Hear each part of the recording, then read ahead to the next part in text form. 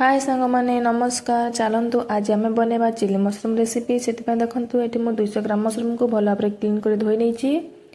एवं गोटे बाउल नहीं जाइए आम गोटे चामच मैदा, गोटे चामच कॉर्नफ्लोर, स्वाद अनुसार लुण, गोटे चामच रेड चिली पाउडर और गोटे चामच धला राशि को देदेबा।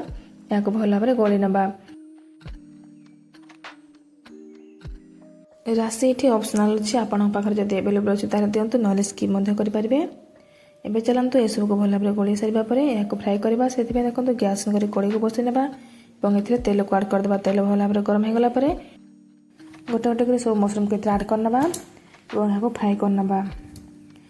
मशरूम फ्राए होगा बेसी समय लगे, अल्प समय हो। आप मशरूम 65 बनाते यही प्रोसेस बन पारे। आउ हाँ आपण मैंने ये गोटे कथा सब मन रखु, जिते भी मशरूम को फ्राए कर सब गैस फ्लेम को हाई रखु। जब सिम रखी फ्राए करेंगे ये पानी बाहर स्टार्ट हो सब गैस फ्लेम को हाई रखी फ्राए करूँ, जहाँफल कि मशरूम परफेक्ट भाव में फ्राए हो। देखो ये मशरूम भल भाव में होगला। ये गोटे प्लेट को काढ़ी ना। आपड़ यहाँ मशरूम पकोड़ा कि मशरूम चिप्स आकार खाईपारे, स्नाक्स आकार खाईपारे। देखो केमती कुड़मुड़िया क्रिस्पी होती। यह खाइबा बहुत टेस्टी लगी था। किंतु आम यहाँ चिली मशरूम बनवा। आउे देखु पियाज और कैप्सिकम को ये क्यूब्स आकार काट नहीं।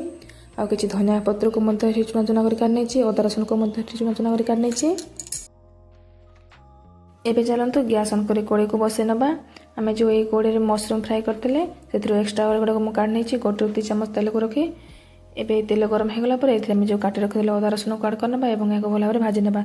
अदा रसुण टी समय भाजी गलापर आम पियाज और कैप्सिकम को आड करदे। या कि समय भाजवा। कैप्सिकम और पियाज को बेस समय भाजवानी, केवल ये कंचा स्मेल जावा पर्यंत भाजवा।